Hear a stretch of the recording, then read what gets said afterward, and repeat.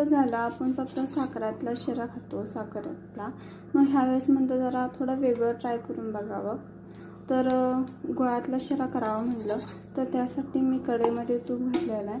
तूप छान असं कडकडीत गरम झालं की ह्यामध्ये बारीक रवा किंवा मोठा रवा टाकला तरी चालतोय आणि तो छान असा भाजून घ्यायचा.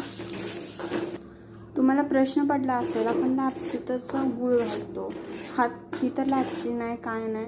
तर म्हटलं जरा वेगळं ट्राय करून बघावं.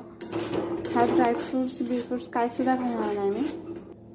छान असा लालसर जरा भाजल्यानंतर हा काढून घेते मी.